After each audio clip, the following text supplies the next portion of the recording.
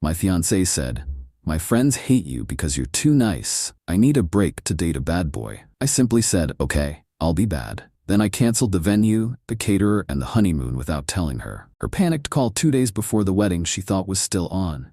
I proposed to Emily after 3 years of dating. She said yes. We set a wedding date, June 14th. 10 months to plan. Emily loved the idea of being married. She did not love the idea of planning a wedding. "Can you just handle it?" she'd said when we started. "Wedding planning stresses me out." "You're better at logistics anyway." "Fair enough. I'm a high school math teacher. Make $58,000 a year. Drive a sensible Toyota Camry. Have a 401k. Own a 3-bedroom house with a reasonable mortgage. I can handle logistics." Emily worked as a dental hygienist. Made $54,000 a year. She was practical. Responsible. We split everything fairly. We were a good match. Until she met her new coworkers. Emily got a new job at a fancy dental practice in the city. Upscale clientele. Private rooms, espresso machine in the break room, the kind of place that charged $400 for a cleaning. The dental hygienists there were different. They wore designer scrubs with their names embroidered in cursive, drove luxury cars on dental hygienists' salaries, posted Instagram stories from their lunch breaks at restaurants I couldn't pronounce. Their names were Sophia, Megan, and Brianna. They took group photos with captions like, "Live, laugh, dental floss," and "Bad decisions make good stories," and "Boss babes who polish teeth and break hearts." Sophia was 32, never married, engaged 3 times. Currently dating a personal injury lawyer who was really intense. Her words. Megan was 28, married and divorced already, now dating a guy who owned a CrossFit gym and posted shirtless selfies with captions like, "Grind never stops," and "Success is my only option." Brianna was 26, perpetually single, perpetually dramatic. Every weekend was a situation. Every Monday was a story about some guy named Kyle or Brad or Tanner who was so toxic but like in a hot way. These were Emily's new role models. Emily started coming home with opinions. "Babe, Sophia said we should have our wedding at the Gatsby estate. That place costs $18,000 just for the venue. So we budgeted $8,000 for the venue. That's so boring. It's responsible." Sophia's fiancé surprised her with a $30,000 wedding upgrade. Sophia's fiancé is an orthopedic surgeon. You could be more ambitious. Here we again. We'd already booked our wedding venue, the Riverside Inn, $7,500. Nice place. Holds 150 guests, included tables, chairs, basic decorating. We'd put down a $3,000 deposit. My money. Caterer, $4,500 for 120 people. Deposit, $1,500 split between us, $750 each. Photographer, $3,000. Deposit, $1,000. Her parents paid. DJ, $1,200 paid in full, my money. Flowers, $2,000. Deposit, $800 split between us, $400 each. My suit, $600 paid, my money. Her dress, $2,800 paid in full. Her parents paid. Honeymoon, $6,000 to Italy, paid in full, my money. Non-refundable through the travel agency, but I'd purchased travel insurance for $420 that covered cancellations. Total wedding budget, $27,600. Reasonable for our income level. But Emily's new friends thought it was pedestrian. Megan's wedding cost $75,000. Megan's parents are real estate developers. You're making excuses. I'm being realistic. Sophia said you're too nice, that you don't have edge. Edge? Yeah. You're boring. You follow all the rules. You're safe. Those are good qualities? Not to my friends. Why do I care what your friends think? Because I care what they think. This went on for 2 months. Every dinner conversation became about how I wasn't exciting enough. How I was too predictable, too nice, too boring. Then came the conversation that ended everything. We were having dinner. I'd made pasta. She was on her phone. Emily. Can you put your phone down? I'm texting Brianna. We're eating. God, you're so uptight. I put down my fork. What's going on with you? She looked up. My friends hate you. Excuse me? They hate you because you're too nice, too safe, too boring. And what do you think? I think they're right. I felt something shift in my chest. Okay, what? If you think I'm boring, why are you marrying me? I don't know. Maybe I need to figure that out. What does that mean? She took a breath. I need a break. A break? Yeah, before the wedding, I need to experience something different. Different how? I want to date a bad boy, someone exciting, someone with edge, just to see what it's like. Then I'll know for sure if you're the right person. I stared at her. You want to date other people 2 months before our wedding? Just for a little while. Just to get it out of my system. Get what out of your system? The curiosity. Sophia said if I don't explore now, I'll always wonder. Sophia is giving you relationship advice? She's been engaged 3 times. She knows what she's doing. Being engaged 3 times means she doesn't know what she's doing. See? This is what I mean. You're so judgmental. A bad boy wouldn't judge me. A bad boy wouldn't marry you either. I just need space. A few weeks, then we can get married. I sat there, looked at this woman I'd been with for 3 years, who I'd proposed to, who I'd planned a future with, and I felt nothing. No anger, no sadness, just clarity. Okay, I said. Okay? Yeah, take your break. Date your bad boy. Really? Sure, but you said I'm too nice. I need to work on that. What? I'll be bad, starting now. What does that mean? You'll see. She looked confused, but also relieved. So we're good? We're on a break. Go do what you need to do. She left that night, went to stay with Sophia. The next morning I started making calls. The venue. Hi, this is Nathan Torres. I have a wedding booked for June 14th. I need to cancel. I'm sorry to hear that. Per our contract, if you cancel more than 60 days before the event, you forfeit your deposit but owe nothing else. You're 67 days out, so you'll lose the $3,000 deposit, but you won't owe the remaining $4,500. Understood. Please cancel. Confirmed. I'm sorry it didn't work out. Lost. $3,000 of my money. Worth it. The caterer. Nathan Torres. Wedding on June 14th. I need to cancel. Oh no, is everything all right? Change of plans. What's the cancellation policy? Let me check. Okay, you're 67 days out.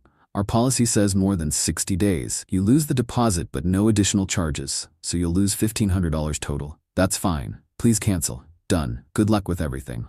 Lost. $750 of my money. $750 of Emily's money. Also worth it. The photographer. This one was Emily's parents' money. I called them first. Hi Richard, it's Nathan. Nathan, how's the wedding planning? That's actually why I'm calling. Emily asked for a break so she could date other people before the wedding. Long silence. She what? She wants to date a bad boy to see if I'm too boring. That's the stupidest thing I've ever heard. I agree, so I'm canceling the wedding. Good, I'll call the photographer. Don't worry about the deposit. You sure? Nathan, you're a good man. Emily's making a mistake. I'll handle the photographer. Lost $0 of my money. Emily's parents lost $1,000 but insisted. The DJ. Already paid in full. Called anyway. Hey, this is Nathan Torres. I need to cancel my wedding on June 14th. Man, I'm sorry, but I'm paid in full and the contract says no refunds within 90 days. I understand. Keep the money. Lost $1,200 of my money. Couldn't get it back anyway. The flowers. Hi, I need to cancel a flower order for June 14th. Wedding. Last name? Torres. Okay, you're 67 days out. We can cancel with a 50% deposit refund since you're over 60 days. So I get $400 back? Yes, but the order is under Emily Zhao's name. She'd need to authorize the cancellation. We split the deposit. It's $800 total. We each paid $400. Can I cancel my half and get my $400 back? I don't think we've ever had that request. Let me check with my manager. Hold music. Okay. My manager says if you can provide proof you paid half, we can refund your portion. I can send you the Venmo transaction. It shows I sent her $400 with flowers deposit in the memo. That works. Send it to orders@petalsandposies.com. We'll refund $400 to the payment method associated with your email. What about her half? That stays with the order unless she cancels. If she doesn't show up for the wedding, she forfeits it per our policy. Understood. Sending the Venmo screenshot now. Got my $400 back within 5 days. Emily's $400 stayed on the order. When the wedding didn't happen, she forfeited it per their no-show policy. Lost $0 of my money. Got refund. Emily lost $400, her half forfeited when wedding didn't happen. The honeymoon. This was the big one. $6,000 non-refundable through the travel agency, but I'd bought travel insurance for $420. Called the insurance company. Hi, I need to file a cancellation claim. Wedding called off. I'm sorry to hear that. Wedding cancellations are covered. I'll need documentation. What kind?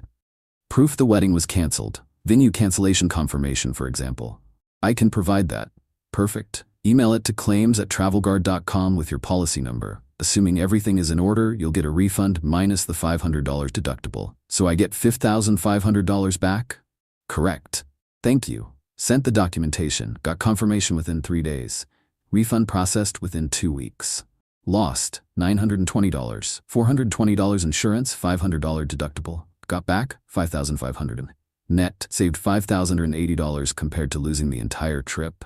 Total financial damage: venue deposit $3,000, caterer deposit my half $750, DJ paid in full $1,200, flowers deposit my half $400, honeymoon insurance $420, honeymoon deductible $500. Total spent $6,207. Recovered: flowers refund $400, insurance payout $5,500. Total recovered $5,900. Net cost $6,217 to $5,900, $370. Plus Emily lost $750 and $400 flowers, $450. Her parents lost $1,000 for but didn't want me to pay them back. All told, I got out of a wedding for $370. The cost of clarity. The 2 months. Emily texted me after a week. Hey, how are you? Fine, miss you. Okay, I'm seeing someone. His name is Dante, he has a motorcycle. Cool. You're being really mature about this. Thanks. She didn't know I'd canceled everything. The wedding was in 67 days. Now 60. Now 50. I didn't tell her. She'd find out. Her friends kept posting photos. Emily on the back of a motorcycle. Emily at some dive bar. Emily with a guy in a leather jacket who looked like he'd never paid taxes. Dante was 34, worked in between jobs, had a tribal tattoo sleeve, smoked American spirits. Thought the system was broken, man.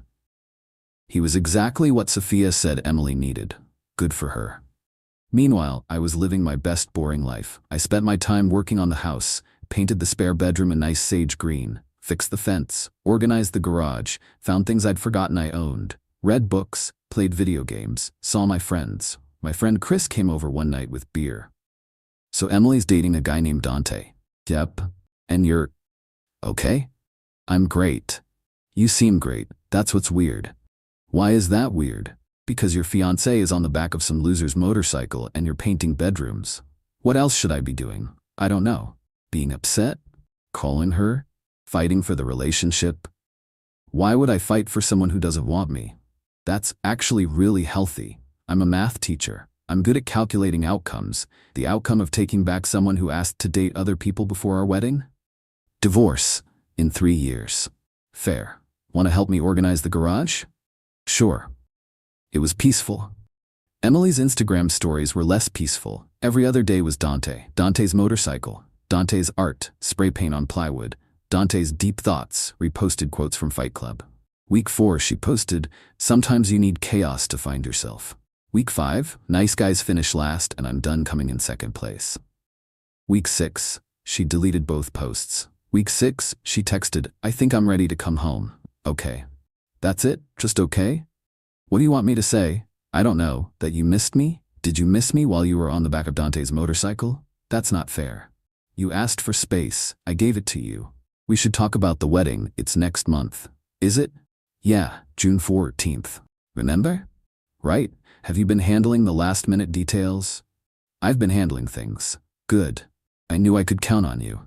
She came home the next day, moved back in like nothing happened. So Dante and I broke up. Sorry to hear that. He was too chaotic, unreliable. He forgot my birthday. Sounds bad. Yeah, I realize what I have with you is special. You're dependable, stable, kind. I thought I was boring. You're not boring, you're mature. What changed? I got it out of my system. Sophia was right. I needed to explore. Now I know you're the one. Interesting. So we're good? Sure. Great. I need to call the venue and confirm final head count, and the caterer needs final menu choices. And you should call them. I will. Tomorrow. 2 days before the wedding, I was at school teaching calculus, derivatives. The kids were actually paying attention for once. My phone buzzed. Emily. Then again, then again, then a call. I stepped into the hallway. Hey. Nathan, what the fuck? I held the phone away from my ear. What's wrong? I just called the venue. They said we canceled. Oh yeah. What do you mean, oh yeah? I canceled it about 2 months ago. When? April 8th, the day after you asked for a break to date a bad boy. Why would you do that? You said I was too nice, I decided to be bad. This isn't funny, I'm not joking. The wedding is in 2 days. Was in 2 days. Nathan. What? Did you cancel everything? Yep. Venue, caterer, flowers, honeymoon, all of it. Silence. Then, the honeymoon too? Especially the honeymoon. Got $5,500 back from travel insurance though. Thanks for pushing me to get that, by the way. Oh my god. Saved $5,180 compared to losing the whole trip. The deductible was only $500. Pretty good return on investment. I can't believe you. You asked for a break to date someone else? I assumed we were done? I didn't say we were done. I said I needed space. Right. So I gave you space and canceled our wedding, because why would I keep planning a wedding for someone who wanted to date other people? You should have told me. You didn't ask. You came back and assumed everything was fine. You said, and I quote, I knew I could count on you. You were right. You counted on me to cancel everything. Mission accomplished. This is insane. This is what happens when you ask a nice guy to be bad. Congratulations. You got your wish. People are flying in. My family is coming from California. You should probably call them. What am I supposed to say? Tell them the truth. You dumped your fiancé to date a 34-year-old with a tribal tattoo sleeve, so he canceled the wedding. They'll understand. I hate you. Cool, but hey, at least I'm not boring anymore. She hung up, called back 5 minutes later, crying, Nathan, please, can we fix this? Fix what? The wedding. Can we rebook everything? Sure. Feel free. I don't have the money. You took the deposits. I forfeited the deposits. That money's gone. So what do I do? I don't know. Maybe Dante has a solution. Does he own a banquet hall? I'm not with Dante anymore. Then I guess you're single. We're not broken up. Emily, you asked for a break to date another man. I canceled our wedding. We are absolutely broken up. You never said that. I didn't think I needed to. You wanted to see what else was out there. I gave you the freedom to do that permanently. I didn't mean permanently. Should have clarified, I hate you.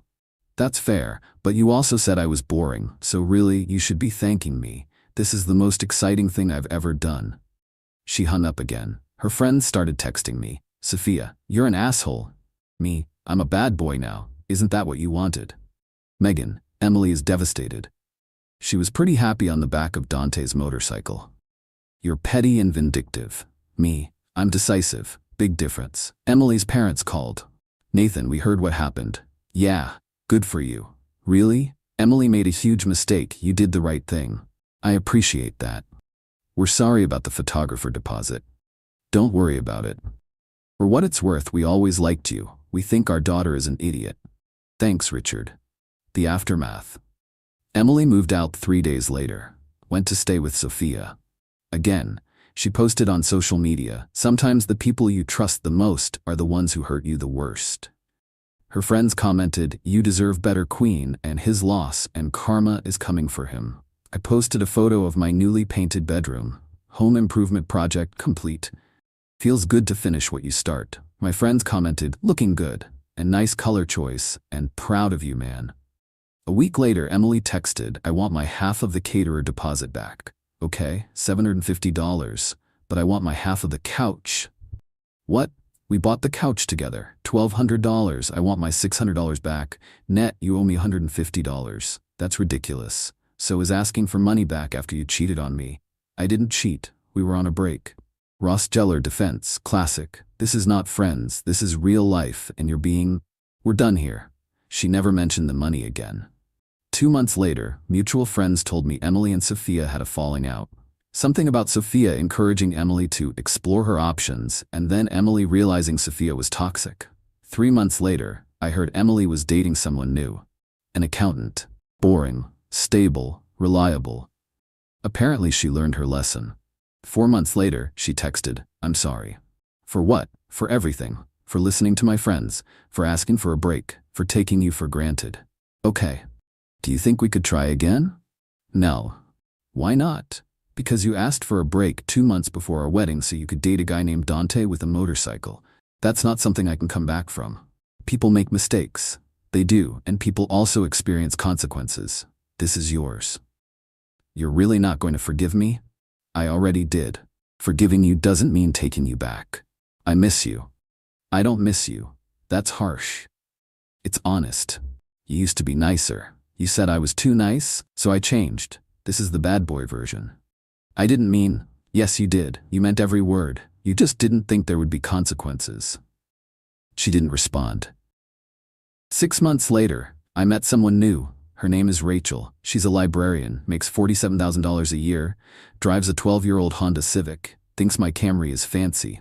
We went to dinner, split the check. She didn't take photos for Instagram. She didn't mention bad boys or edge or excitement. We talked about books. She's reading Dostoevsky. I'm reading Vonnegut. We argued about whether science fiction counts as real literature. It was the best date I'd had in years. On our third date, I told her about Emily. So your fiancé asked for a break to date a bad boy and you canceled the wedding without telling her? Yep, that's the most passive-aggressive thing I've ever heard. I prefer strategically assertive. She laughed. Did you ever regret it? Not once. Good. She sounds awful. Her friends were worse. Were they the ones who convinced her you were boring? Yeah. Were you boring? I'm a math teacher who drives a Camry and maxes out his 401k. By objective measures, yes. That's not boring, that's responsible. There's a difference. Thank you. Although canceling a wedding without telling your fiancé is definitely not boring. It was out of character. Sometimes being bad is good, apparently. We've been together for 6 months now. No drama, no breaks, no bad boys, just two boring people who think stability is sexy. Last week, Emily texted me one more time. I heard you're engaged. I'm not engaged, but I didn't correct her. Yeah, congratulations, thanks. I hope she appreciates you. She does. I'm happy for you. Thanks, good luck with everything. You too. That was it, final conversation. I don't think about Emily much anymore.